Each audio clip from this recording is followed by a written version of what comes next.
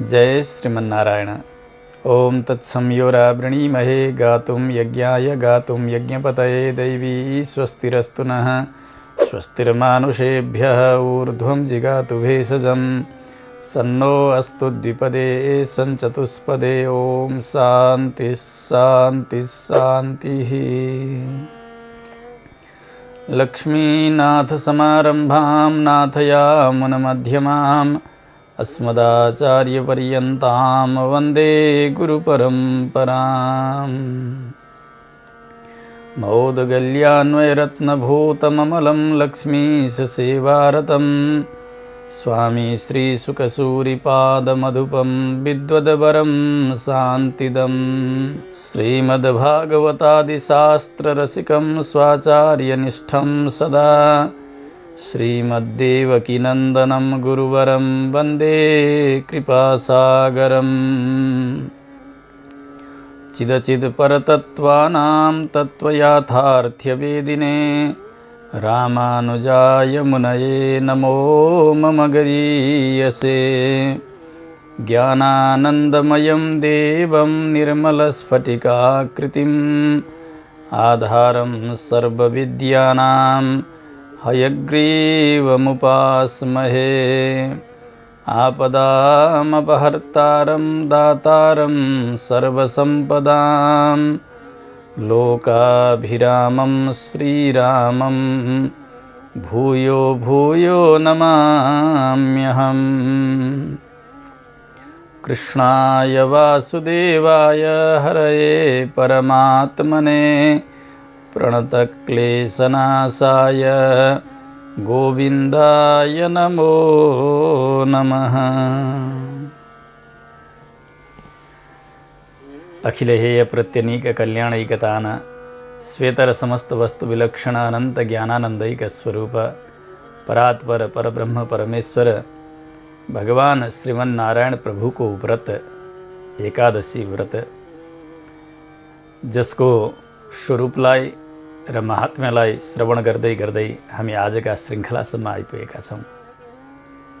भगवान धर्म अर्थ काम मोक्ष यी चारै प्रकारका पुरुषार्थ प्रदान गर्नेवाला हुनुहुन्छ। व्यक्ति जस्तो छ उसले जे चाहेको छ त्यसै प्रकारको फल भगवानले प्रदान गर्नुहुन्छ।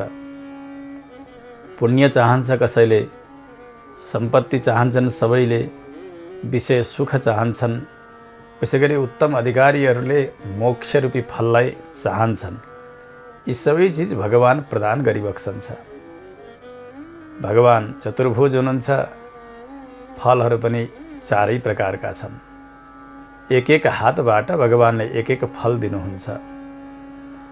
एकादशी व्रत व्रतहरूको राजा, मुख्य व्रत। एकादशी व्रत गरिसकेपछि अरू व्रतहरू हुन सकेनन् भने पनि उति दोष रहँदैन। परन्तु अरू व्रतहरू गरिकन पनि एकादशी व्रत गरिएन भने ती व्रतहरूले उति फल दिँदैनन्। एकादशी गरेर नै अरू यथासम्भव व्रतहरू पनि सम्पन्न गर्नुपर्दछ। जस्तो कोही एउटा पिलर खडा गर्नुपर्ने छ, पिलरका लागि लगाउनु पर्ने डन्डी जो रड हो लगाइएन। अब फर्मा बनाएर मसला तयार गरेर गिटी सिमेन्ट बालु सबै मिलाएर त्यहाँ ढलाइ गरियो भने त्यो पिलर हुँदैन। स्वरूपमा देखिन्छ पिलर जस्तो, परन्तु त्यसले जसरी भार वहन गर्नुपर्ने हो त्यो काम हुन सक्दैन। त्यसैगरी एकादशी व्रत भनेको सबै व्रतका निमित्त रड जस्तो, त्यहाँभित्र पिलरभित्र भएको डन्डी जस्तो भनेर जान्नुपर्छ। त्यस्तो उत्तम व्रत प्रत्येक पक्षमा एक एक एकादशीका दिन उपवास गर्नाले शरीर पनि स्वस्थ रहन्छ, निरोगी रहन्छ। चिकित्सकहरूले पनि यही बताउनु भएको हुन्छ कि 15 दिनमा एक दिन यो पेटलाई अलि खाली राख्ने, हल्का राख्ने, सकिन्छ पुरा आहार नगरी खाली राख्ने, सकिन्न भने पनि अल्पाहार गर्ने अथवा सामान्य फलफुल इत्यादि केही लिएर त्यो दिन बिताउने। शरीरको पाचन प्रक्रियालाई ठिक राख्नका निमित्त पनि एक दिन उपवास गर्नु 15 दिनमा भनेर यसरी बताउँछन्। त शास्त्र त उसै समयबाट बताउनु भयो र ऋषिहरूले यसको आचरण पनि गर्नुभयो। एकादशी व्रत त्यस्तो व्रत जहाँ आहारको शुद्धि अनि आहारको शुद्धिद्वारा विचारको शुद्धि, विचारका शुद्धिद्वारा व्यवहारमा शुद्धि, यसरी उत्तरत्र शुद्धि प्रक्रियालाई प्रारम्भ गर्नका निमित्त व्रतको महत्त्व ज्यादा हुन्छ।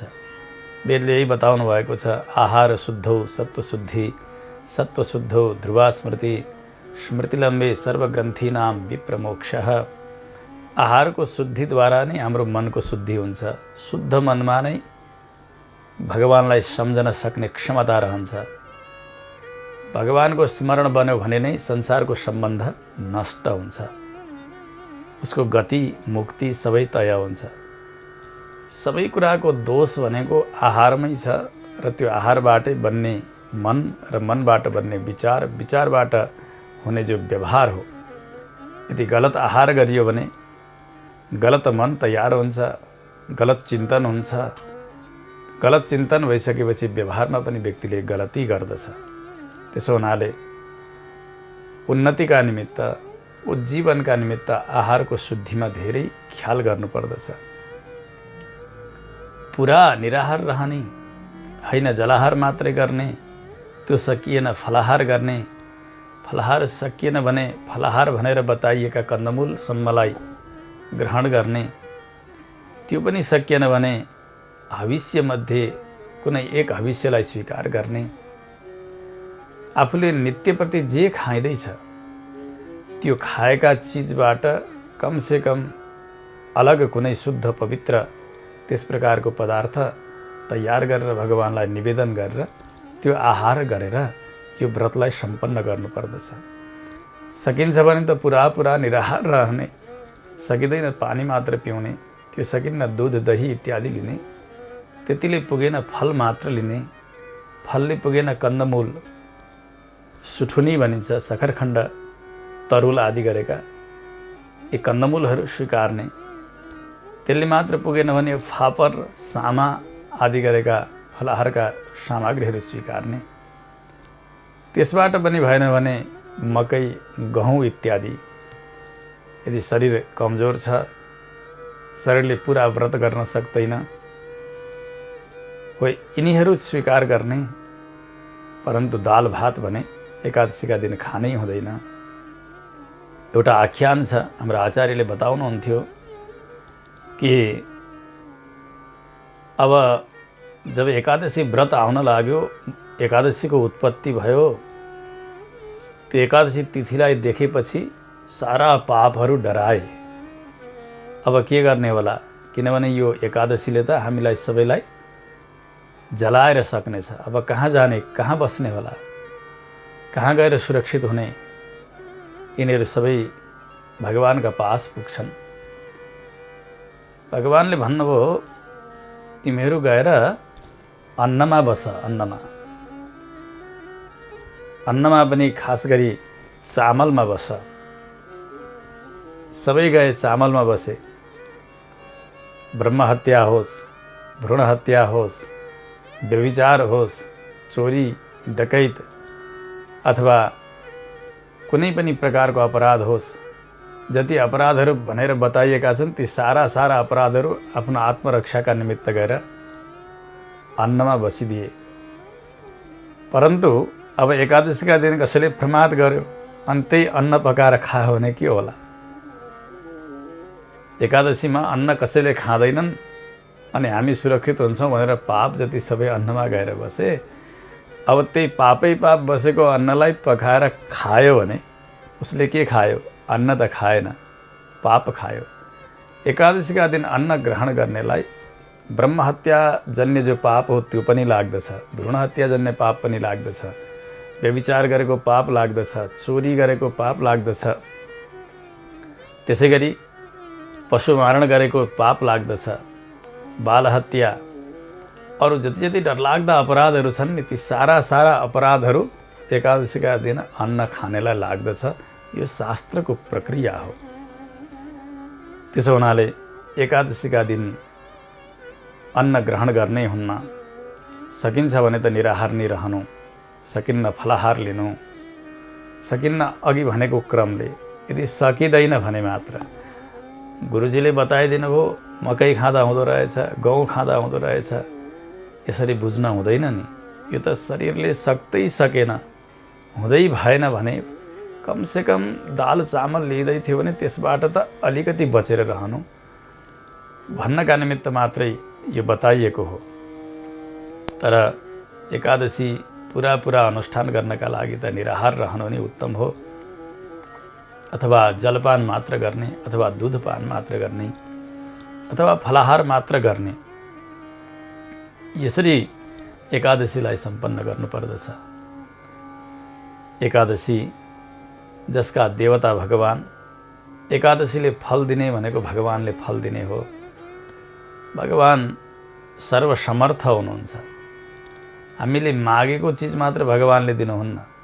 भगवान यति जान्नुहुन्छ, जसरी कोही विवेकी व्यक्ति सम्पन्न छन्, उनका घरमा कोही माग्ने आयो, एकछिन वार्ता गर्दै जाँदाखेरि उसले त एउटा कुनै चिज माग्दैछ, तर उसको आवश्यकतालाई यसो हेर्दाखेरि त्यतिले उसलाई पुग्दैन।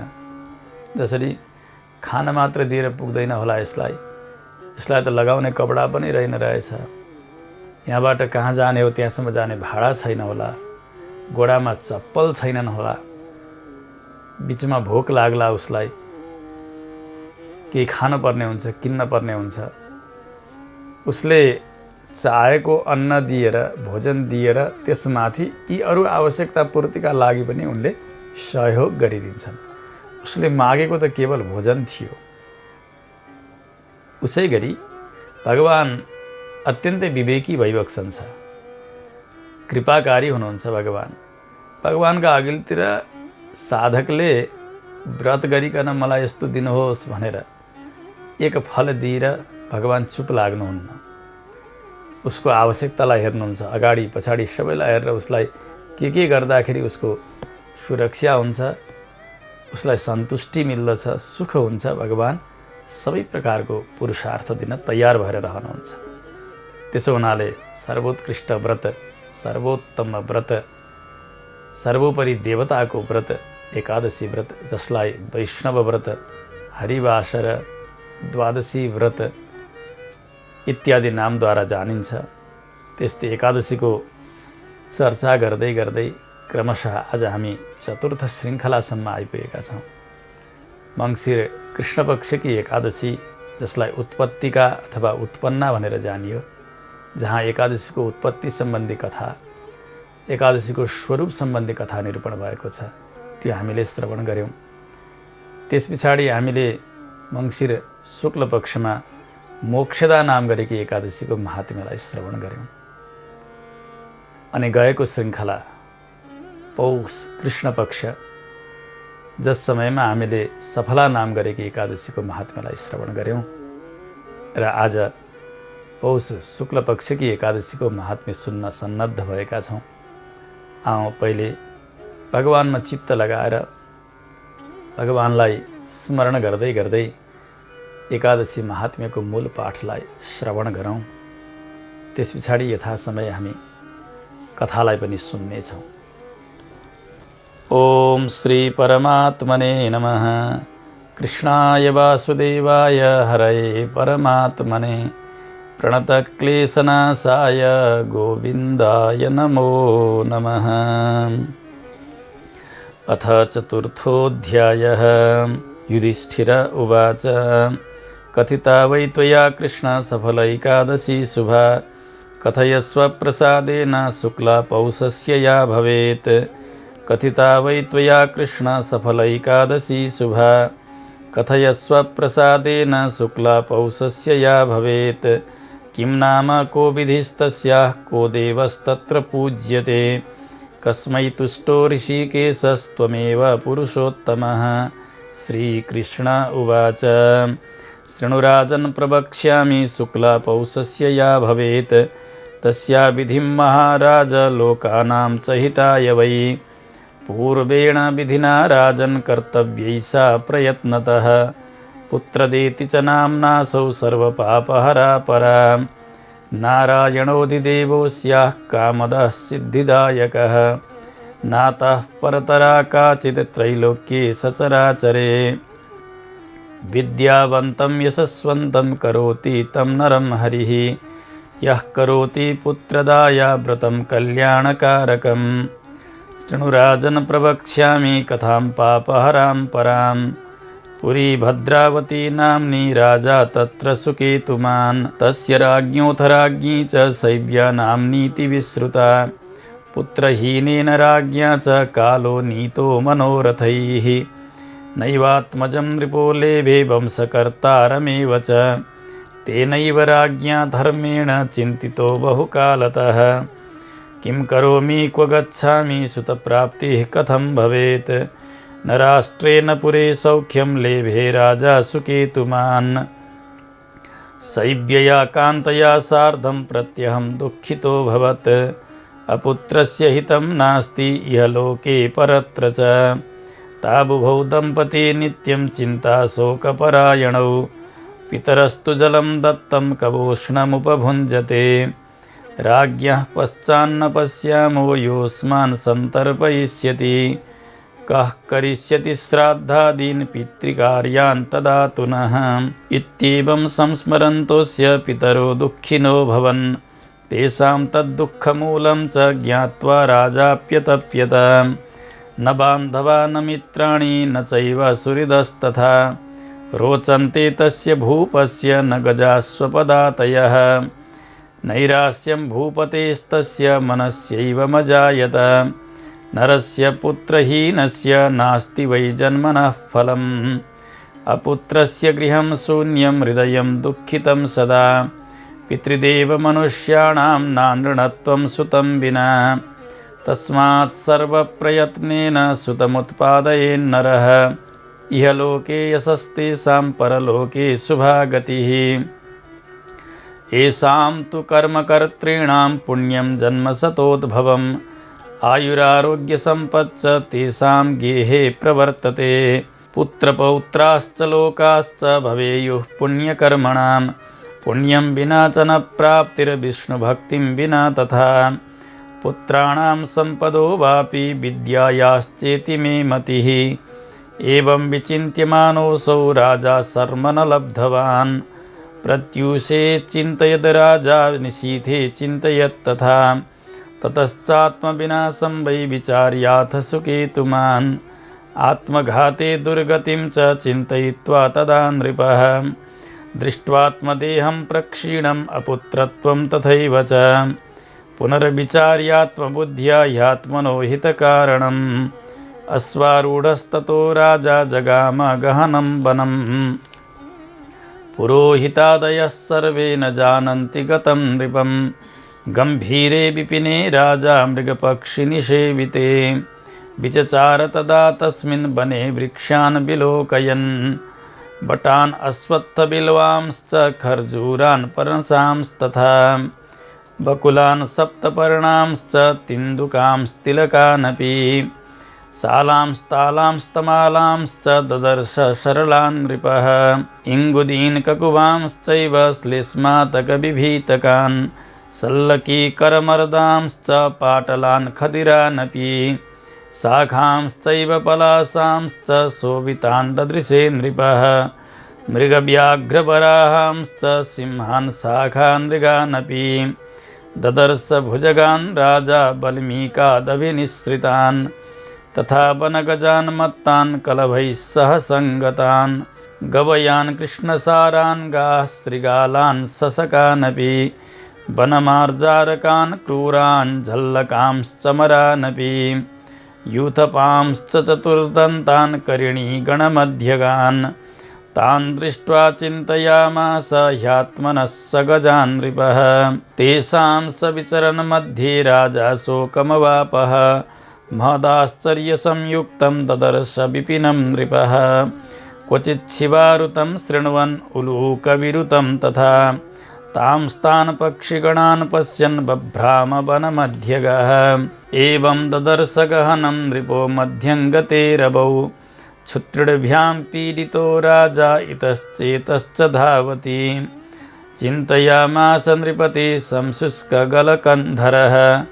मया तु किं कृतं कर्म प्राप्तं दुःखं यदीदृशम्। मया च तोषिता देवा यज्ञैः पूजाभिरेव च। तथैव ब्राह्मणा दानैस्तोषितामिष्टभोजनैः। प्रजाश्चैव यथा कालं पुत्रवत् परिपालिताः। कस्माद् दुःखं मया प्राप्तम् ईदृशं दारुणं महत्। इति चिन्तापरो राजा जगामाथाग्रतो वनं। सुकृतस्य प्रभावेण सरो दृष्टं मनोरमम्। मानसं स्पर्धमानं च पद्मिनी परिशोभितं। कारण्डवैश्चक्रवाकैराजहंसैश्च नादितं। मकरैर्बहुभिर्युक्तं मत्स्यैर्जलचरैर्युतं। समीपे सरसस्तत्र मुनीनाम् आश्रमान् बहून्। ददर्श राजा लक्ष्मीवान् निमित्तैः शुभशंसिभिः। सव्यात् परतरं चक्षुः प्रास्फुरच्च तथा करः। स्फुरितस्तस्य राज्ञश्च संसितं शुभलक्षणं। तस्य तीरे मुनिन् दृष्ट्वा कुर्बाणान्नैगमं जपम्। अवतीर्य हयात्तस्मान् मुनीनामग्रतस्थितः। पृथक् पृथक् बबन्धे स मुनीन् तान् संसितव्रतान्। कृताञ्जलिपुटो भूत्वा दण्डवच्च प्रणम्य सः। हर्षेण महताविष्टो बभूव नृपसत्तमः। तमूचुस्तेऽपि मुनयः प्रसन्नाः स्मो वयं तव। कथयस्वाद्य वै राजन् यत्ते मनसि वर्तते। राजोवाच केयूयम् उग्रतपसः किमाख्या भवतामपि। किमर्थम् आगता यूयं वदन्तु मम तत्त्वतः। मुनय ऊचुः विश्वे देवा वयं राजन् स्नानार्थमिह चागताः। माघो निकटमायात एतस्मात् पञ्चमे हनि। अद्य ह्येकादशी राजन् पुत्रदा नाम नामतः। पुत्रं ददात्यसौ शुक्ला पुत्रदा पुत्रमिच्छताम्। राजोवाच एष वै संशयो मह्यं सुतस्योत्पादने महान्। यदि तुष्टा भवन्तो मे पुत्रो वै दीयतां तदा। मुनय ऊचुः अस्मिन् एव दिने राजन् पुत्रदा नाम वर्तते। एकादशीति विख्याता क्रियतां व्रतमुत्तमम्। आशीर्वादेन चास्माकं केशवस्य प्रसादतः। अवश्यं तव राजेन्द्र पुत्रप्राप्तिर्भविष्यति। इत्येवं वचनात् तेषां कृतं राज्ञा व्रतं शुभं। द्वादश्यां पारणं कृत्वा मुनीन् नत्वा पुनः पुनः। आजगाम गृहं राजा राज्ञी गर्भं समादधौ। मुनीनां वचनेनैव पुत्रदायाः प्रभावतः। पुत्रो जातस्तथा काले तेजस्वी पुण्यकर्मकृत्। पितरं तोषयामास प्रजापालो बभूवसः। एतस्मात् कारणात् राजन् कर्तव्यं पुत्रदा व्रतं। लोकानां च हितार्थाय तवाग्रे कथितं मया। एतद्व्रतं तु ये मर्त्याः कुर्वन्ति पुत्रदाभिधं। तेषां चैव भवेत् पुत्रो ह्यवश्यं मोक्षभागिनां। पठनात् श्रवणाद् राजन् अश्वमेधफलं लभेत्। इहलोके सुखं प्राप्य परलोके महीयते। पठनात् श्रवणाद् राजन् अश्वमेधफलं लभेत्। इहलोके सुखं प्राप्य परलोके महीयते। हरिः ओं तत्सत् इति श्रीभविष्योत्तरपुराणे श्रीकृष्णार्जुनसंवादे पौषशुक्लैकादश्याः पुत्रदानाम्न्याः माहात्म्यं सम्पूर्णम्। श्रीहरये नमः।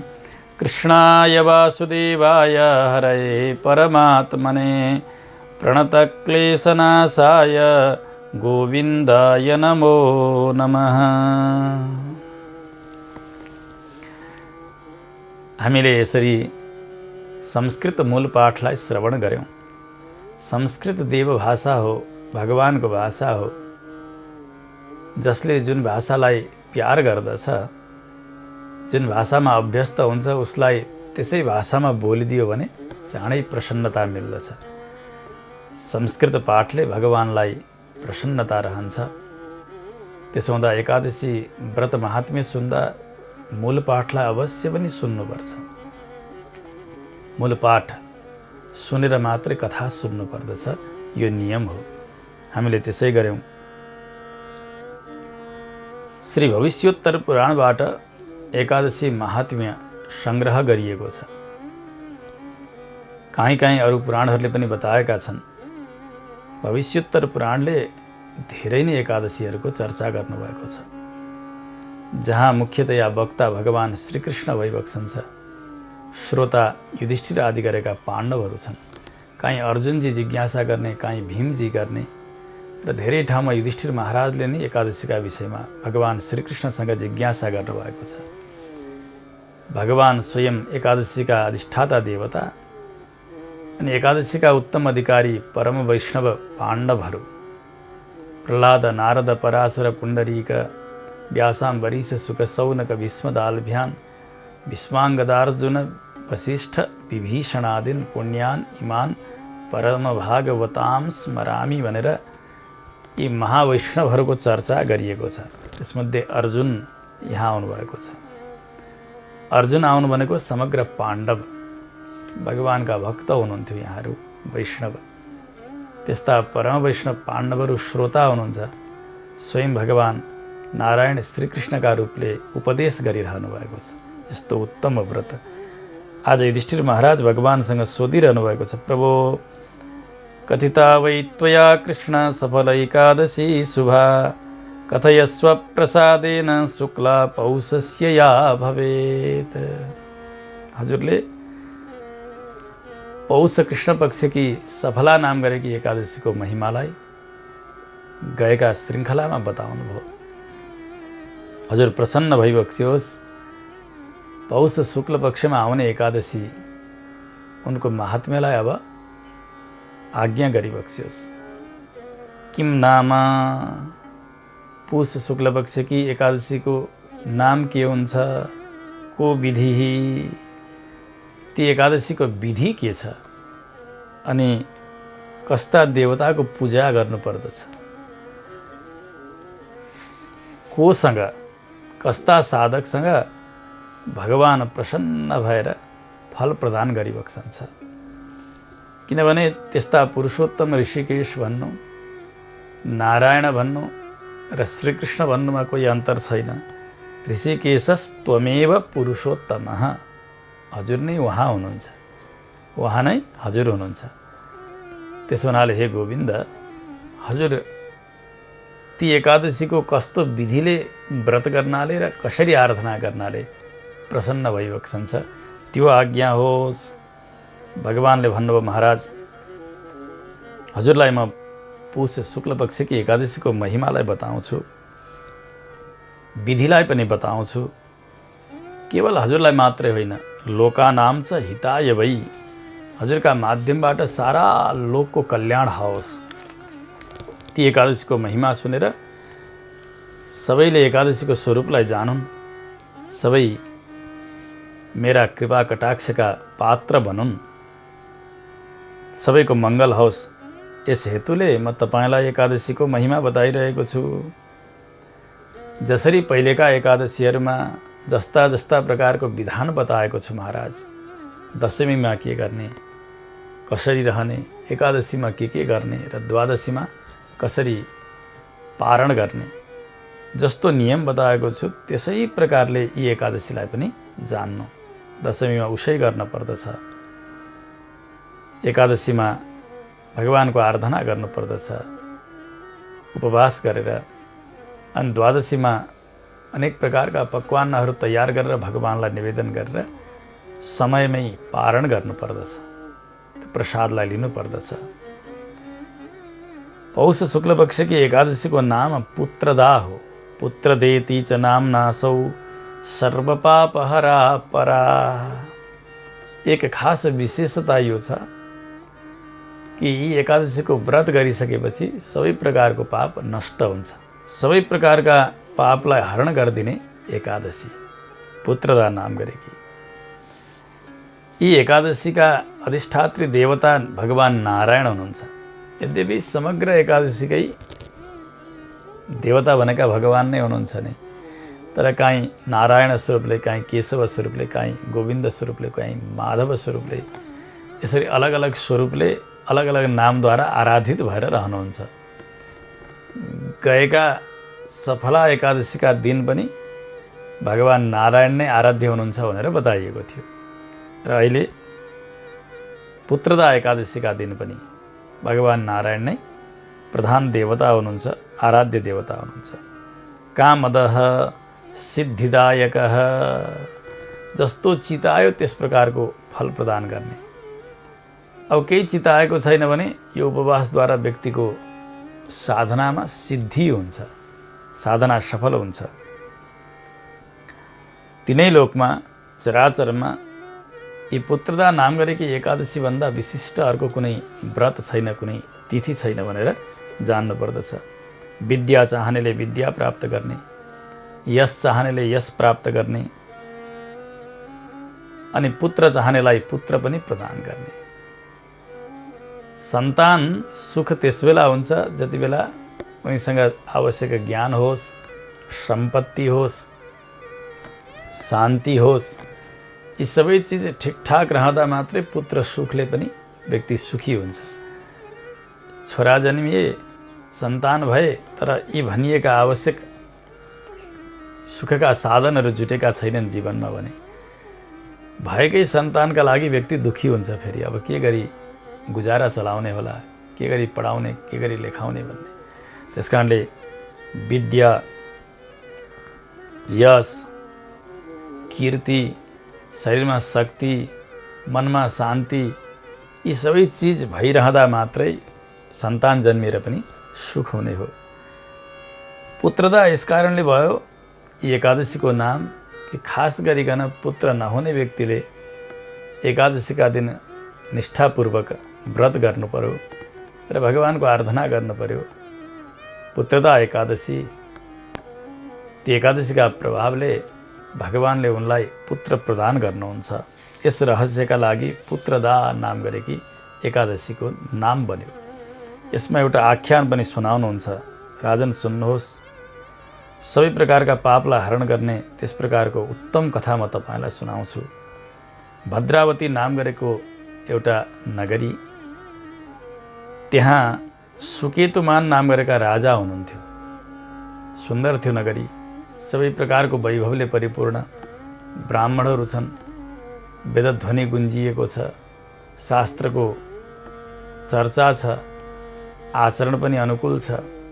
अरू अरू वर्णका व्यक्तिहरू पनि बसेका छन्, सबै आफ्ना कर्ममा सन्नद्ध भएका छन्। समृद्धशालिनी यस प्रकारकी पुरी भद्रावती नाम गरेकी नगरी, त्यहाँ राजा हुनुहुन्छ सुकेतुमान। उहाँकी पत्नी हुनुहुन्थ्यो अति सुन्दरी शैब्या नाम गरेकी। रानीसँग सबै प्रसन्न छन्, सर्वत्र उहाँको कीर्ति पनि फैलिएको छ। सबै चिज रहँदा रहँदै पनि जीवनमा सन्तान भएनन् भन्ने व्यक्तिलाई पीडा हुन्छ। राजालाई त्यस्तै पीडा बनिरहेको छ, सन्तान छैनन्। रानी पनि चिन्तित हुनुहुन्छ। अब त समय घर्किँदै गइरहेको छ, असन्तान होलान् भन्ने आशा पनि राजाले छोड्दै जानुभएको छ।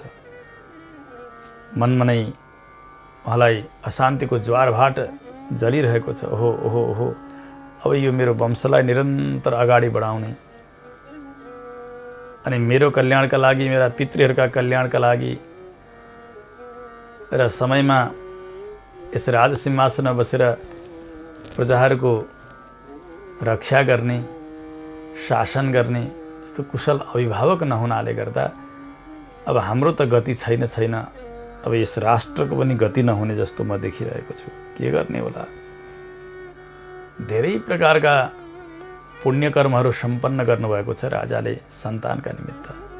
कति हो कति दान गर्नुभयो, अनेक गर्नुभयो, तर पनि छैन। मनमा चिन्ता बढ्दै गएको छ। एक दिन त एकान्तमा बस्नुभएको छ। मनमा यति पीडा भयो उहाँलाई। किम करोमि क्व गच्छामि सुत प्राप्ति कथम भवेत् न राष्ट्रे न पुरे सौख्यम लेभे राजा सुकेतुमान। अब मैले के गरौँ, म कहाँ जाउँ, कसरी सन्तान प्राप्ति होला, राष्ट्रमा पनि मलाई शान्ति छैन, नगरीमा पनि शान्ति छैन, कहाँ जानु, के गर्नु। रानीलाई बोलाउनु भयो, सैब्या यहाँ आऊ, नजिकै आउनु भएको छ, सँगै बस्नुभएको छ। अनि यसै प्रकारको चिन्ता गर्नुहुन्छ, अनेक प्रलाप पनि गर्नुहुन्छ। ओहो हाम्रो जीवन कस्तो जीवन अघि, हामी आफ्ना कर्मले भाग्यले ठगिएका, यस जन्ममा हामीले कुनै प्रकारको अपराध त गरेकै छैनौँ नि, प्रजा पालन गरेका छौँ, धर्मका मार्गमा हिँडेका छौँ, तर पनि हामीलाई नि किन यो पीडा भइरहेको छ। अपुत्रस्य हितम नास्ति इहलोके परत्र च। देवी, सन्तान नभएका व्यक्तिको यहाँ पनि शान्ति छैन र परलोकमा पनि गति छैन, शास्त्रले यही बताएका छन्। अब के गर्ने होला।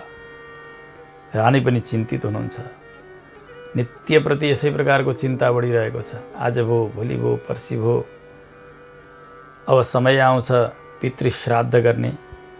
श्राद्धका दिन तर्पण गर्नुहुन्छ महाराजले, त्यो तर्पण गरेको जल तातो भइसक्दा पनि पितृहरू ग्रहण गरिरहेका छैनन्। बडा कष्टले पितृहरू स्वीकार्दछन्। पितृहरूले मानेका हुन्छन् कि अपुत्रले दिएको अन्न होस्, जल होस् अथवा कुनै पनि प्रकारको समर्पण होस्, त्यो हामीहरूका लागि सन्तोषकर हुँदैन। त्यसकारणले पितृहरू पनि धेरै विलम्बले मात्रै श्राद्धका ती वस्तुहरू स्वीकार गर्ने। राजाले भन्नुभयो, देवी अब मदेखि पछाडि अर्को त्यस्तो उत्तराधिकारिणी छैन जसले पितृहरूको आराधना गरोस्, पितृहरू प्रसन्न हुनुहोस्, देवताको आराधना गरिदियोस्, यसै गरी प्रजा पालन गरोस्, त्यस्तो कोही छैन। कः करिष्यति श्राद्धादीन पितृकार्यान् तदा तुनः। कसले गर्ला श्राद्ध कर्म,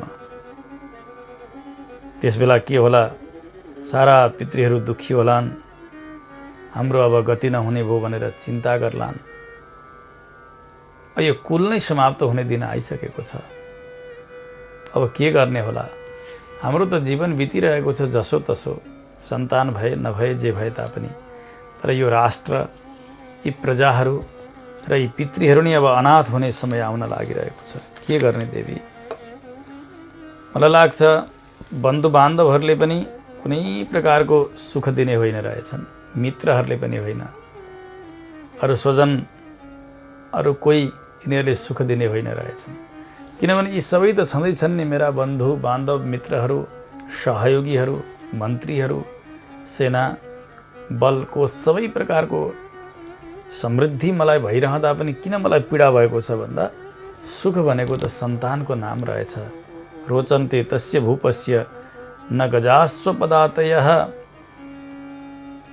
मलाई न हात्तीले, न घोडाले, न रथले, न रत्नले, न भोजनले, केहीले पनि मलाई सुख मिलिरहेको छैन, न मित्रहरूद्वारा मलाई सुख मिलिरहेको छ। कारण के हो भने मेरा सन्तान छैनन्। त्यस कारणले सन्तान नै सुख रहेछ, त्यो सुखबाट हामी वञ्चित भएका छौँ भनेर रानीसँग अनेक प्रकारको चिन्ता, आफ्ना मनमा भएको पीडा व्यक्त गरिरहनु भएको छ राजाले। रानी के भनेर सम्झाउनुहुन्छ, रानी पनि त उस्तै अवस्थामा हुनुहुन्छ नि। हो, यी राजाका, यी रानीका कोही सन्तान छैन, धिक्कार छ, धिक्कार छ सबैले भनिरहेका छन्। जीवनमा निराशा आइरहेको छ।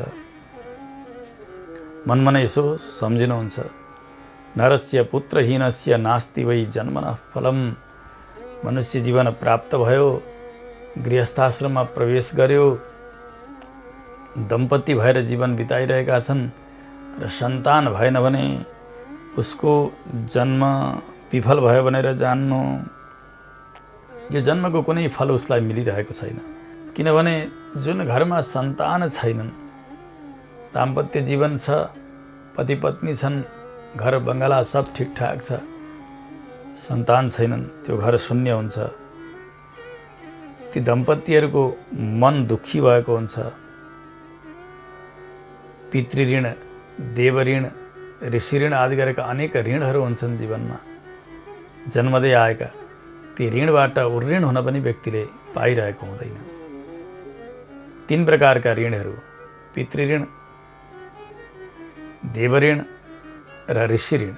पितृ ऋणबाट उन्मुक्ति हुनका निमित्त गृहस्थाश्रममा प्रवेश गरेर सन्तान पैदा गर्नुपर्दछ। देव ऋणबाट मुक्ति पाउनका निमित्त देवताहरूको आराधना गर्ने, यज्ञ गर्ने, दान गर्ने, भगवानको सेवा गर्ने, भगवत शरणागति गर्ने। भगवान सर्वोपरि देवता हुनुहुन्छ। उहाँमै आफू समाहित गरेर, मन समाहित गरेर उहाँकै सेवा गरेर रहने देव ऋणबाट मुक्ति मिल्दछ। यसैगरी शास्त्र र शास्त्रको सार अभ्यास गरेर, श्रवण गरेर, शास्त्रजन्य ज्ञान बटुलेर ऋषि ऋणबाट उन्मुक्ति प्राप्त गर्न सकिन्छ। यी 3 प्रकारका ऋणहरू हामीलाई जन्मदै प्राप्त भएका हुन्। अब त यहाँ सन्तान छैन भने पितृऋण सकिएको छैन। सन्तान नभइसकेका व्यक्तिका हातबाट देवता केही लिन चाहनुहुन्न, पितृहरू लिन चाहनुहुन्न। त्यसकारणले देव कर्म पनि राम्रोसँग भइरहेको हुँदैन, देव ऋण पनि सकिएको हुन्न। अनि मनमा अशान्ति भइसकेपछि शास्त्राध्ययन पनि हुन सकेको हुँदैन। शास्त्र सुनौँ, सत्सङ्ग गरौँ, त्यो मन त्यतापट्टि लाग्न सकिरहेको हुँदैन। त्यसकारणले ऋषि ऋण पनि जस्ताको तस्तै रहेको हुन्छ, शास्त्राभ्यास नहुनाले गर्दा। यसोसले सबैको बीज भनेको त सन्तान, पुत्र हो। त्यसैले त शास्त्रले सबै प्रकारको प्रयत्न गरेर पनि सन्तान पैदा गर्नु, त्यसमा पनि पुत्र नै पैदा गर्नु भनेर आज्ञा गर्नुभएको छ। इहलोके यशस्तेषां परलोके शुभागतिः। यो प्रवृत्ति मार्गका निमित्त यहाँ सुख दिने पनि सन्तानले हो। छोराछोरी अगाडि खेलुन्, तोतेली बोली बोलिदिउन्, अलिअलि चकचक गरिदिउन्, दौडिउन्, पितालाई मातालाई त्यो आनन्द, त्यो सुख। अनि आफू परलोक भइसकेपछि छोरो होस्, छोराले शास्त्रले बताए अनुसारको कर्तव्य कर्म गरिदिएको होस्, वहाँ जाँदा पनि सुख मिल्दछ। यहाँ बुझ्नुपर्ने कुरा के हो भने सन्तानबाट मिल्ने सुख अनि सन्तान नहुने भन्ने शास्त्रको आज्ञा यो केवल प्रवृत्ति मार्गका लागि मात्रै हो। निवृत्ति मार्गका लागि सन्तानको कोही आवश्यकतै छैन। 2 प्रकारका मार्ग हुन्छन्, संसारकै सुख भोग गर्ने अथवा स्वर्गादि सुख भोग गर्ने, इन्द्र बन्ने अथवा इन्द्रलोकमा गएर अमृतपान गर्ने, अप्सरा रमण गर्ने, ब्रह्मलोकसम्मको सुख प्राप्त गर्ने। यस प्रकारका कामनाले अभिप्रेरित भएर त्यसै प्रकारका कर्महरू गरेको व्यक्ति तत्तत लोकमा जान्छ। त्यो पुण्य नसकिउन्जेलसम्म भोग भोग्दछ। पुण्य सकियो, देवताहरूले वहाँबाट धकेलेर यहीँ पठाइदिन्छ। तेतम भुक्त्वा स्वर्गलोकम विशालम क्षीणे पुण्य मर्त्यलोकम विसन्ति। भगवान श्री गीताचार्यले श्रीमद् भगवद् गीतामा अर्जुनजीलाई यही नै आज्ञा गर्नुभएको छ। पुण्य जति लिएर गएको छ त्यति नै मात्र उसले भोग गर्ने हो। पुण्य सकिसकेपछि जन्मनका लागि आउनु पर्दछ। यहीँ आयो फेरि उसको कर्म प्रारम्भ हुन्छ। त स्वर्गादि सुख प्राप्त गर्न जानका लागि आफूले मात्र प्रयास गरेर भएन।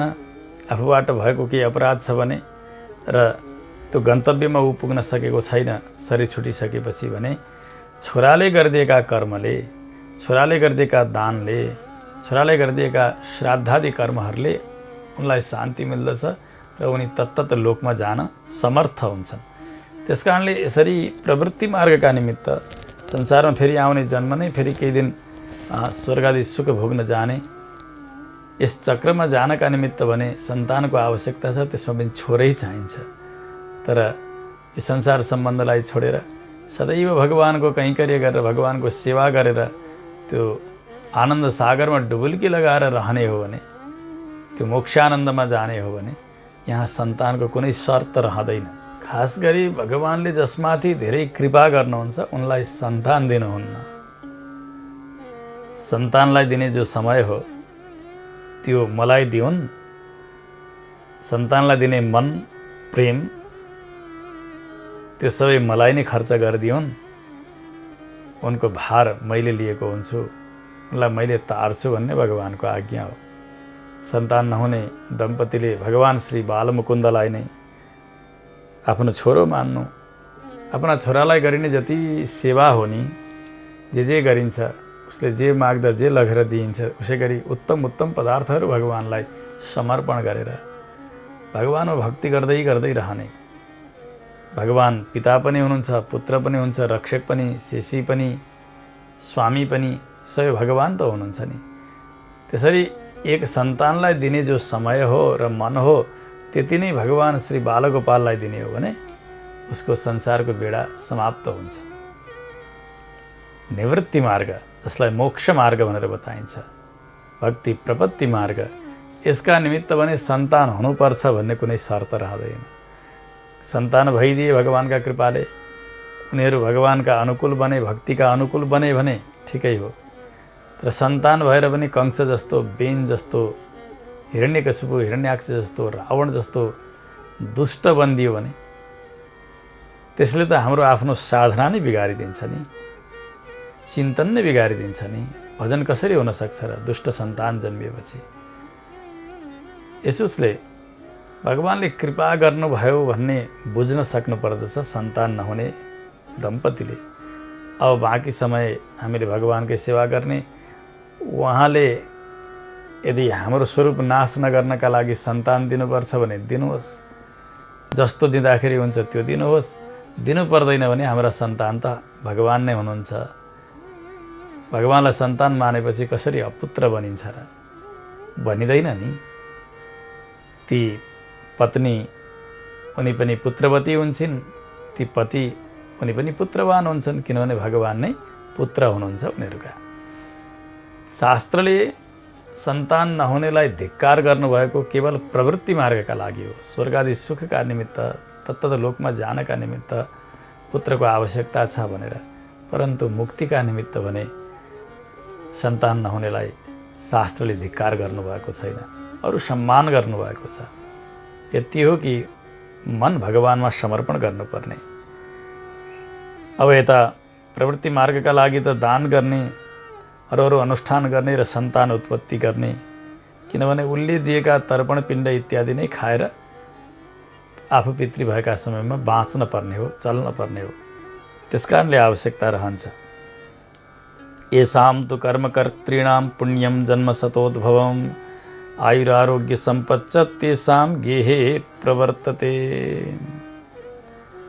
धेरै पुण्य कर्म गरेको छ व्यक्तिले, एक जन्म मात्र होइन, सयौं जन्म पुण्य गरेको छ भने उसलाई आयु मिलेको हुन्छ, आरोग्य मिलेको हुन्छ, सम्पत्ति मिलेको हुन्छ, छोरा नाति उनीहरू पनि पराक्रमी हुन्छन्, पत्नी अथवा पति पनि अनुकूल रहन्छन्।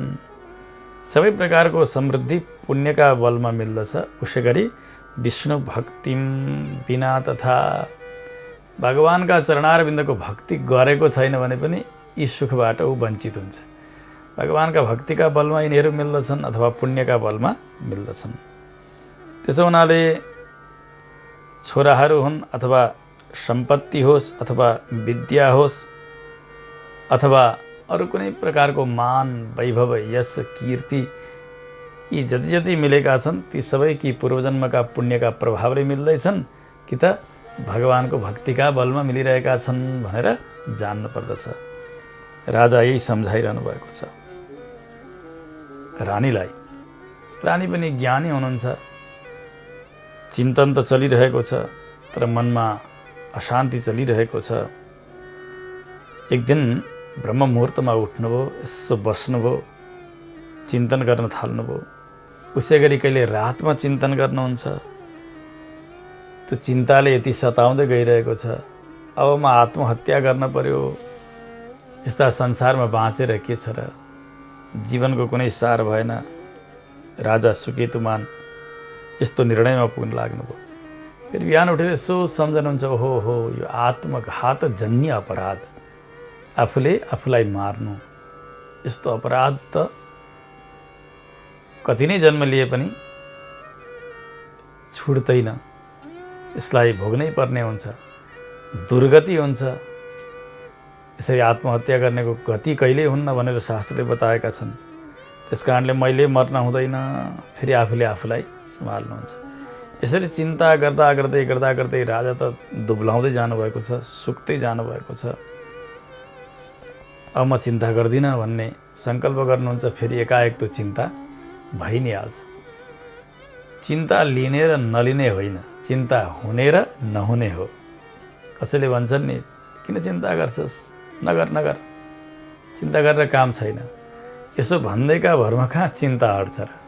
चिन्ता हुने हो अनि चिन्ता नहुने हो।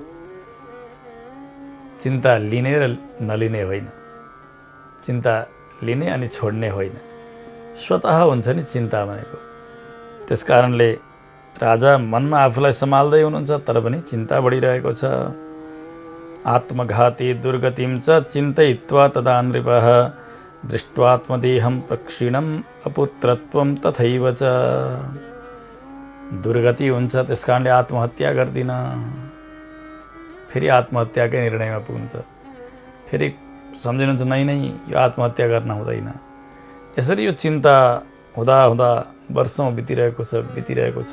अत्यन्तै कमजोर हुँदै जानुभयो राजा, दुब्लो पातलो पनि हुनुभएको छ। अब के गरी मेरो यो आत्माको कल्याण होला त? म कहाँ जाउँ, के गरौँ सम्झिँदै हुनुहुन्थ्यो। होइन, जानु पर्यो। ऋषिहरू पनि वनमा बस्नुहुन्छ। उहाँ गएर साधनामा लागिसकेपछि उहाँहरू आफू सन्तुष्ट रहनुहुन्छ। आखिर यहाँका धन दौलत वैभव सेना सुरक्षा यी आत्मबन्धुहरू शरीर सम्बन्धीहरू यी कसैले पनि त सुख दिन सकेनन्। त्यस कारण यिनीहरूकै बिचमा बसेर मैले चिन्ता लिएकोले गर्दा केही लाभ त छैन। जानु पर्यो, ऋषिहरू कोही मिल्नुहुन्छ कि वनमा जानु पर्यो, कुनै साधना पो गर्दा हुन्छ कि भनेर राजा वनतर्फ लाग्नुभएको छ। घोडामा चढ्नुभयो, वनमा जानुभयो। अत्यन्तै डरलाग्दो वन छ। राजा किन जानुभयो, कहाँ जानुभयो कसैलाई थाहा छैन। पुरोहितहरू पनि जान्नुहुन्न कहाँ जानुभयो राजा। जाँदा जाँदै अत्यन्तै डरलाग्दो वन, जहाँ हिंस्रक जानवरहरू पनि छन्, जहाँ अनेक प्रकारका वृक्षहरू छन्, बर, पिपल, बेल, त्यसै गरी खजुर, कटहर, बडर, त्यसै गरी मौलसरी नाम गरेको एक वृक्ष हुन्छ, छतिवन भन्ने हुन्छ, तित्री, त्यसै गरी साल, ताल, तमाल, सल्ला आदि गरेका रुखहरू छन्। कोही काँडै काँडा भएका छन्, कोही झाङ्गिएका छन्, कोही लहरा जस्ता छन्। डरलाग्दा त्यस्ता वृक्षहरू भएको वनमा पुग्नु भएको छ, जहाँ कुसुम आदि गरेका फलहरू पनि पाकिरहेका छन्। कुम्भी नाम गरेको फल, लप्सी, भलायो, सिमल, कर्मा, त्यसै गरी टोटेलो भनेर बताइन्छ, टटालो पनि भन्ने गरिएको छ।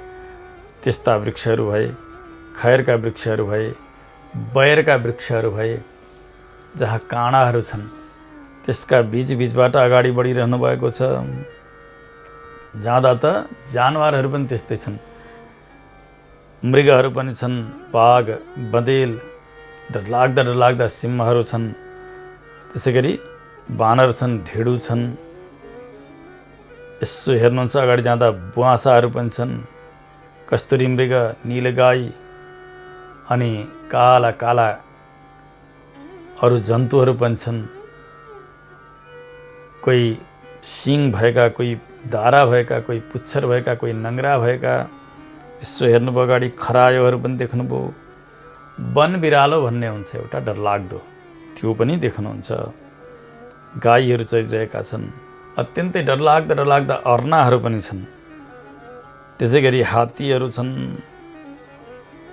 हात्ती मात्रै होइनन्, चौरी गाई आदि गरेका गाईहरू, ती हात्तीहरू छन्। हुलहुल आइरहेका छन्, आफ्ना ढोइहरूका साथमा छन्। 2 दाँत मात्र भएका हात्ती, कोही 4 दाँत निस्केका डरलाग्दा वन हात्तीहरू। ती हात्तीहरू आइरहेका छन्। लस्करै लस्करै राजा नडराई हिँडिरहनु भएको छ। जाँदै हुन्छ ती हात्तीहरूलाई देख्दा देख्दै उहाँलाई याद भयो, हो मेरा पनि त दरबारका हात्तीहरू थिए यस्तै डरलाग्दा। ती हात्तीलाई सम्झनुहुन्छ, रथलाई सम्झनुहुन्छ। मनमा नै ती चराचुरुङ्गीहरूलाई देखेर पनि उहाँ आफ्ना दरबारका नजिकै वनमा उपवनमा भएका ती चराहरूलाई सम्झिनुहुन्छ। कोही कतै भड्किरहेका छन्, कोही जानवरहरू दौडिरहेका छन्, कसैले कसैलाई लखेटिरहेका छन्। यस्तो विचित्र स्थिति वनको राजाले देखिरहनु भएको छ। अब के गर्ने? जाँदै हुन्थ्यो, यस्तो वन कहीँ कतै केही देखिँदैन, अन्धकार जस्तो छ।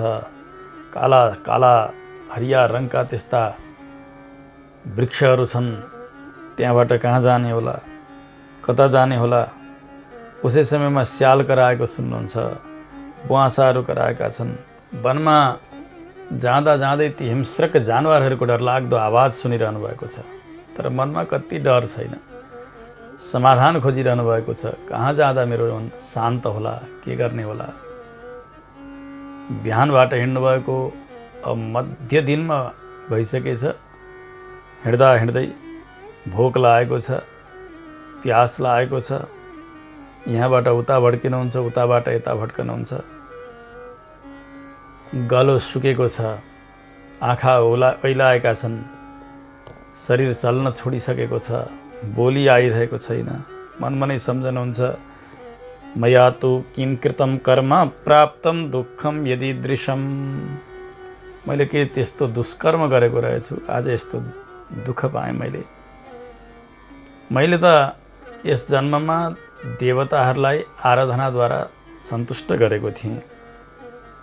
यज्ञ गरेँ, पूजा गरेँ, त्यसै गरी ब्राह्मणहरूको आराधना गर्ने, ब्राह्मणलाई अनेक दानहरू गरेँ, मिठो भोजन गराएँ, वस्त्र लगाइदिएँ, रत्न दान गरिदिएँ, भूमि दान गरेँ। तर पनि मेरा मनमा शान्ति छैन।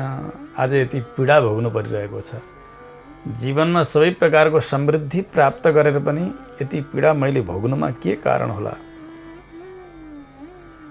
मैले सम्पूर्ण प्रजाहरूलाई, आफ्ना सन्तानलाई जसरी पिताले हेर्दछन् उसै गरिकन हेरेको छु, पालन गरेको छु। कस्मात् दुःखं मया प्राप्तं ईदृशं दारुणं महत्। तर पनि मलाई किन यस्तो डरलाग्दो दुःख मिलेको हो? मलाई त लाग्दैन कुनै अपराध गरेको छु जीवनमा। यसरी मनमा चिन्तन गर्दै बढिरहनु भएको छ। जाँदा जाँदै अलि अगाडि पुग्दाखेरि एउटा गहिरो र विशाल सरोवर देख्नुहुन्छ, तलाउ। त्यहाँ पुग्नुभयो। यता किनाराबाट यसो हेर्नुभएको, त्यो तलाउका पर्तिरपट्टि किनारामा अनेक प्रकारका आश्रम जस्ता साना झोपडी जस्ता बनेका देख्नुहुन्छ। हो पक्कै पनि त्यहाँ त कोही हुनुहुन्छ होला, तापसीहरू भनेर राजा दौडेर पुग्नुभयो त्यतापट्टि। जाँदा त ऋषिहरूका आश्रमहरू जस्ता देखिन्छन्, कोही देवता जस्ता देखिरहेका छन्। त्यो सरोवरमा कमल खिलिरहेका छन्, राजहाँसहरू आएर स्नान गरिरहेका छन्, पक्षीहरूले सुन्दर कलरव गरेका छन्, निलो जल देखिएको छ। जहाँ जल कुखुरा भनेर बताइन्छ, पानीमा हुने कुखुराहरू हुन्छन्, तिनीहरू विहार गरिरहेका छन्। त्यसै गरी चखेवाहरू छन्, उनीहरू पनि आवाज गरिरहेका छन्। राजहाँसले त स्वर्गसम्म गुन्जित हुने प्रकारको ध्वनि गरिरहेका छन्। त्यो निलो सङ्लो जलमा नुहाइरहेका छन् कति पक्षीहरू। त्यो सरोवर देख्ने बित्तिकै मनमा अनेक प्रकारको अशान्ति, त्यो अशान्ति घट्दै गएको जस्तो राजाले अनुभव गरिरहनु भएको छ। आश्रमतर्फ लम्किरहनु भएको छ। राजा जाँदै जानुभयो।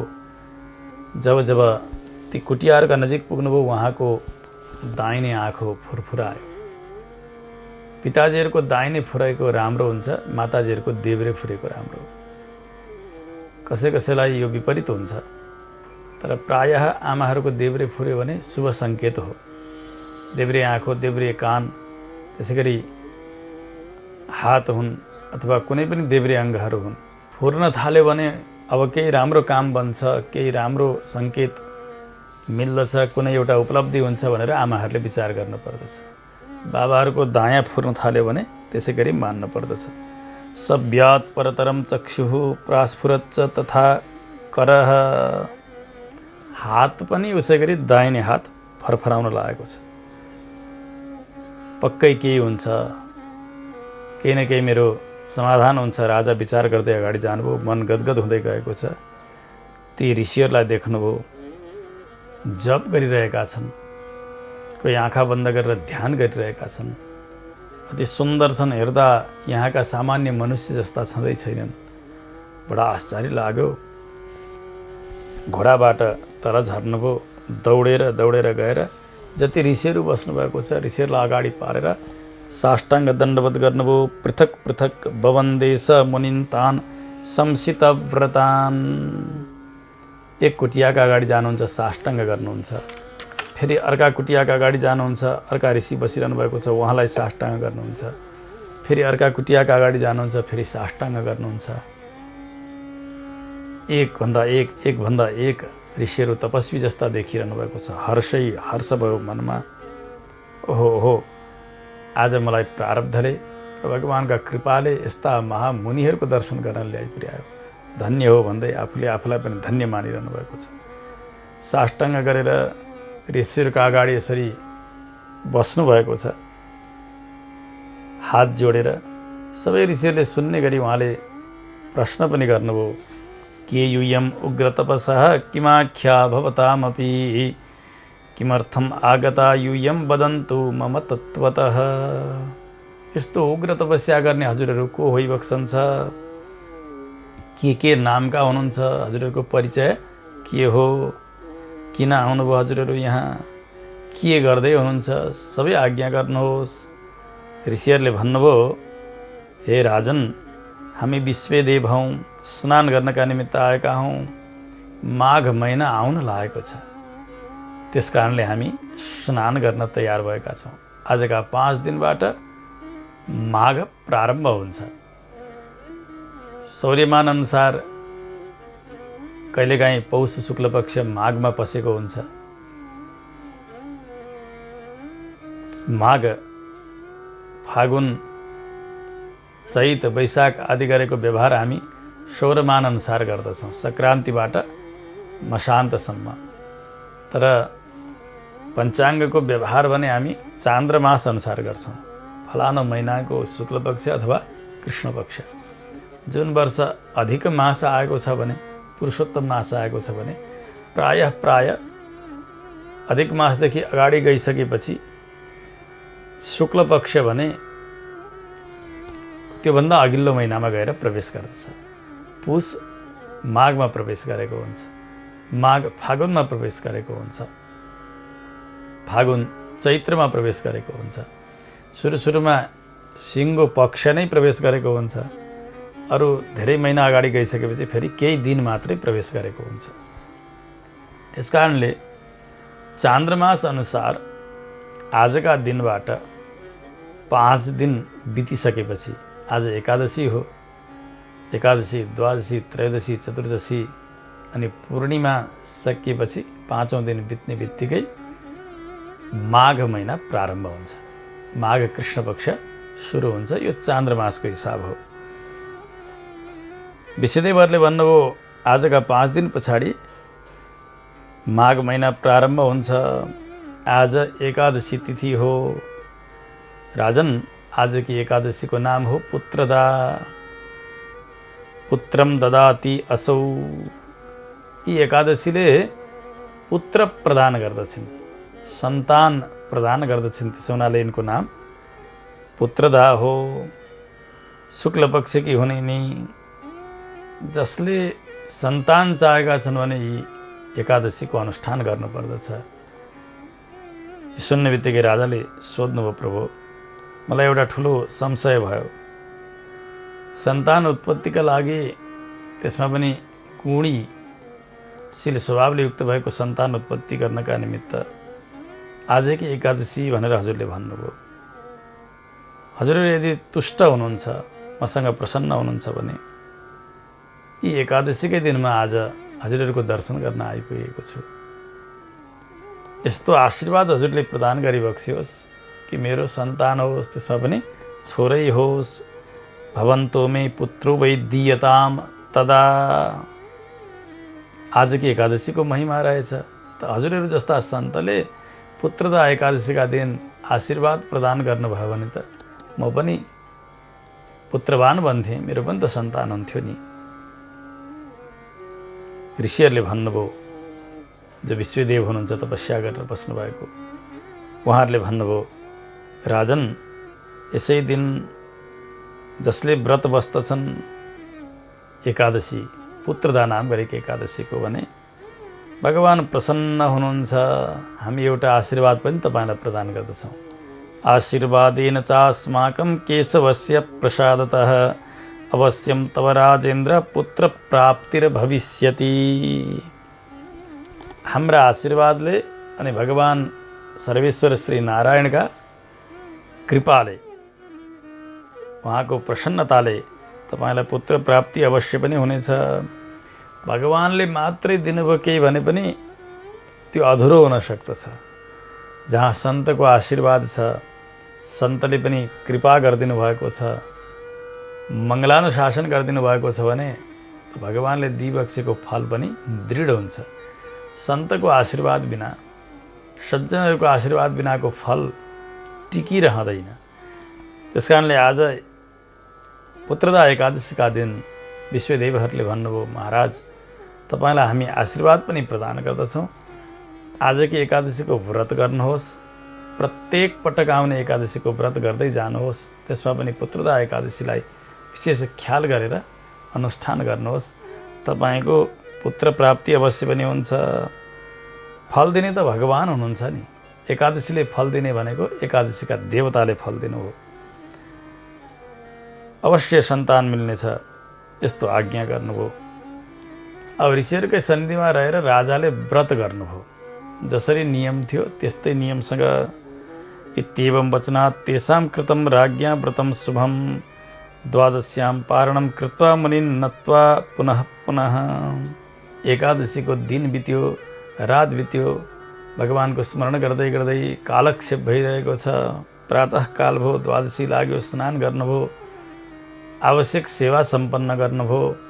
ऋषिहरूका साथमा रहेर द्वादशी पारण पनि सम्पन्न गर्नुभयो। एकादशी सम्पन्न भइसक्यो, द्वादशीको पारण पनि भइसक्यो। अब भने आज्ञा माग्नुभयो राजाले, ए ऋषिवरहरू मलाई आज्ञा दिनुहोस्, म अब राज्यमा फर्केर जान्छु। आज्ञा दिनुभयो। ऋषिहरूलाई प्रणाम गरेर त्यस घोडामा चढेर राजा दरबारतर्फ आउनुभएको छ। अब अर्की एकादशी आउनै बाँकी छ। द्वादशीका दिन राजा दरबारमा आउनुभयो। त्यो पुण्यको प्रभाव छँदैछ, व्रतको प्रभाव छ, सन्तहरूको आशीर्वाद पनि छ। ऋतुकालमा महारानीका साथमा सहवास भयो। अब रानी गर्भवती हुनुभएको छ, अत्यन्तै तेजस्विनी हुनुभएको छ। राजा त सन्तुष्ट हुनुभयो। यथाकाल 9 महिना बितेपछि रानीले अति सुन्दर पुत्रलाई पैदा गर्नुभयो। पुत्रो जातः तथा काले तेजस्वी पुण्यकर्मकृत। अत्यन्तै तेजस्वी बालक, जुन बालकले अब शुभकर्महरू मात्र गर्दछन् त्यस्तो लक्षण देखा परेको छ। ती बालक अब बढ्दै गए, आवश्यक संस्कारहरूको सम्पन्न हुँदै गयो। राजा गदगद हुनुहुन्छ, सारा प्रजाहरू गदगद छन्। संस्कार हुँदै हुँदै गयो, हुँदै अब पितालाई मातालाई सबैलाई सन्तुष्ट राखेका छन्। समर्थ भए। जति पुत्रदा नाम गरेकी एकादशी आउँदै जान्थे, ती एकादशीमा आफू, रानी अनि परिवार र समर्थ भइसकेपछि त्यही छोरालाई, तिनी राजकुमारलाई पनि साथमा लिएर एकादशीको व्रत सम्पन्न गरे। यही व्रतका कारणले गर्दा हे राजन उनलाई पुत्र प्राप्ति भयो। पुत्र पनि यति अनुकूलका बने। अब शरीर छुट्यो। शरीर छुटिसकेपछि भगवानका कृपाले र एकादशी व्रतका प्रभावले मोक्ष गतिको प्राप्ति हुन्छ राजा सुकेतुमानलाई। त्यसो हुनाले लोकको कल्याणका निमित्त, तपाईँको पनि हितका निमित्त मैले आजकी पुत्रदा नाम गरेकी एकादशीको महात्म्यलाई बताएँ। सन्तान प्रदान गर्ने भएकै हुनाले पुत्रदा हो विशेषता। तेसाम चैव भवेत् पुत्रो ह्यवश्य मोक्षभागिनाम। यो व्रत गरिसकेपछि अवश्य पनि पुत्र प्राप्ति हुन्छ, तिनीहरू मोक्षका पनि भागी हुन्छन्। एकादशीको महिमालाई जसले सुन्दछ भन्दछ अनि एकादशीको व्रत गर्दछ भने उसले अश्वमेध फल प्राप्त गर्दछ।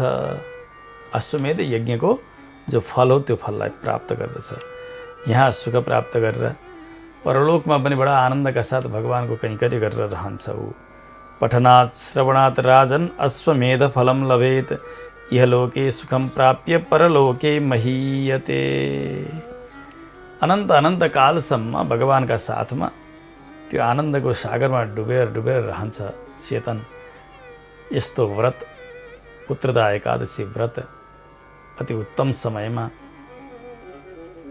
यति सौम्य समयमा चित्त भगवानमा लाएर गर्नुपर्ने व्रत राजाले गरेकै कारण सन्तान पनि जन्मियो, उहाँको गति पनि भयो। यसबाट हामीले यही जान्नु पर्दछ कि पुत्रदा नाम गरेकी एकादशी चाहे मनमा सन्तानको कामना गरेर होस् अथवा भगवानलाई नै पुत्र मान्नका लागि होस् अथवा भगवान प्रसन्न भइदिनुहोस् भन्नका लागि मात्र होस्, जसरी पनि एकादशीलाई अनुष्ठान गर्नुपर्दछ। प्रमाद गर्न हुँदैन।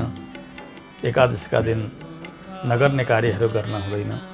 केवल पुत्रदा नाम गरेकी एकादशी मात्र होइन, समग्र 12 महिनाका 24 एकादशीहरू र पुरुषोत्तम मासका 2 एकादशीहरू, यिनीहरूलाई पनि कहिले अवहेलना गर्न हुन्न। सबैको भाव, सबैको सामर्थ्य र फल एकै प्रकारको हुन्छ। यति हो कि कुनै फल विशेषलाई जोड दिनका निमित्त एउटी एकादशीको महिमालाई बताइएको हुन्छ, कहीँ अर्कीलाई सन्तान दिने भएकी हुनाले नै आजकी एकादशीको नाम पुत्रदा बनेको हो।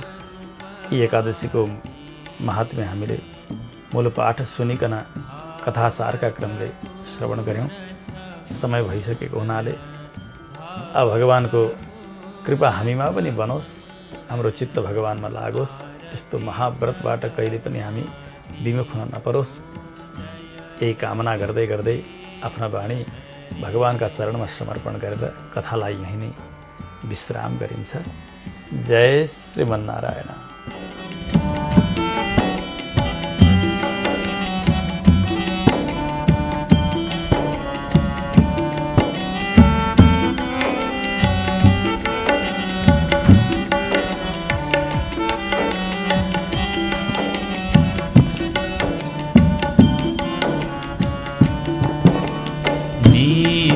निरञ्जन निर्मल कारण विनाशी प्रभु कारण विनाशी शरणागत प्रतिपालक शरणागत प्रतिपालक चिन्मय सुखराशि ओम जय जगदीश हरे। सृष्टि स्थिति लय करता त्रिभुवन का स्वामी प्रभु त्रिभुवन का स्वामी भक्ति सुधा बरसाओ प्रेम सुधा बरसाओ शरण पर्यों हामी ओम जय जगदीश हरे।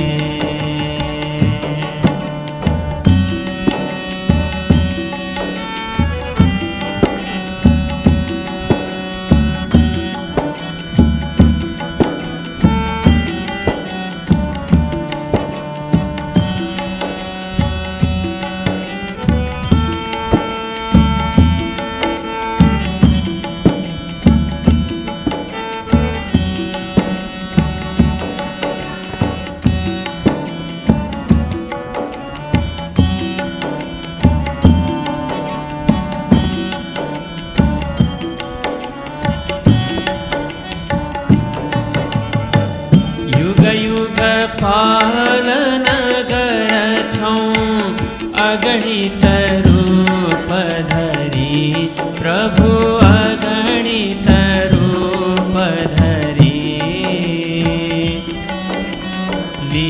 लीलामय रस विग्रह लीलामय रस विग्रह करुणामूर्ति हरि ॐ जय जगदीश हरे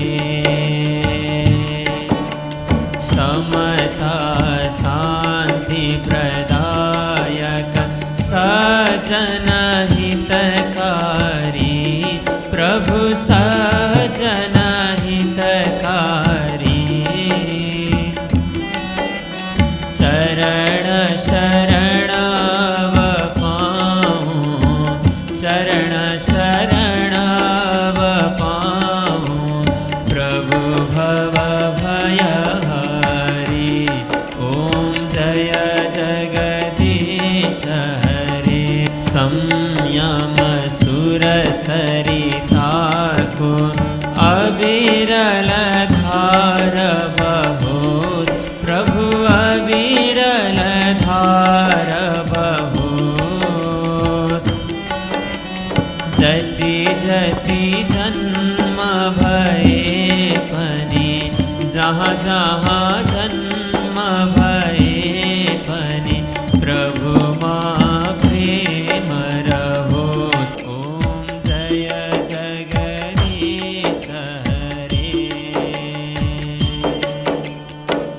प्रेम सहित शुभ आरती जसले नित्य गर्यो प्रभु जसले नित्य गर्यो दीन दीन निर्मल बंदे प्रतिदिन पावन बंदे जो भव सिंधु तरयो ॐ जय जगदीश हरे ॐ जय जगदीश हरे प्रभु जय जगदीश हरे